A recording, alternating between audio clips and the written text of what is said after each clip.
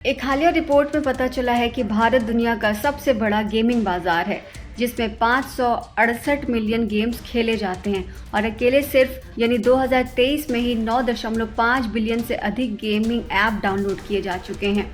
इस रिपोर्ट में पाया गया है कि भारत दुनिया के कुल मोबाइल गेम डाउनलोड में लगभग 28% का योगदान करता है, जो कि अमेरिका और ब्राज़ील को भी पीछे छोड़ रहा है। अगर उन दोनों के डाउनलोड्स की बात की जाए तो दोनों के डाउनलोड को मिला करके भी भारत का डाउनलोड सबसे ज़्यादा होता है।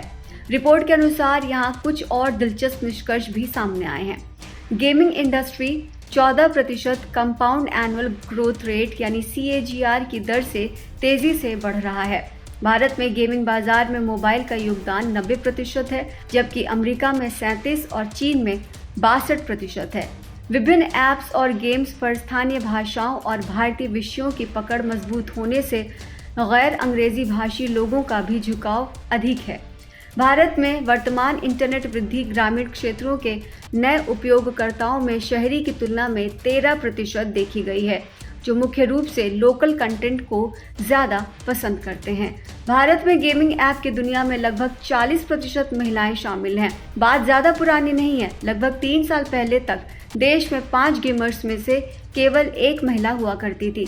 आश्चर्य की बात यह है कि इनमें से 20% गेमर्स गेम डेवलपर्स को भुगतान करते हैं, जिसमें खेलने के लिए पेमेंट करना, कैजुअल और कोर गेम भुगतान करने वाले उपयोगकर्ता आधार के बीच सबसे लोकप्रिय है। कैजुअल और मुख्य शैलियों में भुगतान करने वाले उपयोगकर्ताओं की बढ़त के साथ साथ इन ऐप्स की खरीदारी में लगभग 35% की वृद्धि हो सकती है और अगर आने वाले 5 सालों की बात की जाए तो 33,243 करोड़ रुपए की मार्केट होने का अनुमान है। आंकड़े बताते हैं कि उद्योग में 2019 की तुलना में फंडिंग 380% बढ़ी है। 2020 की तुलना में ये 23% बढ़ गई है। देश का गेमिंग उद्योग 3 गेमिंग यूनिकॉर्न गेम 24/7, ड्रीम 11 और मोबाइल प्रीमियर लीग की उपस्थिति से और ज़्यादा मजबूत हुआ है। ये रिपोर्ट काफ़ी चौंकाने वाली है। भारत में गेम्स इसलिए भी पॉपुलर हैं क्योंकि हमारे देश में फिल्म एक्टर्स और प्लेयर्स बच्चों और नौजवानों के आइडियल्स हैं, यानी उनका किया हुआ एक प्रमोशन बच्चों के माता पिता की गाढ़ी कमाई को स्वाहा कर देता है। ऐसे कई मामले सामने आ चुके हैं जहां गेम्स के जाल में लोग फंस गए हैं। साइबर क्राइम भी ऐसे मामलों में कुछ कर नहीं पा रहा है।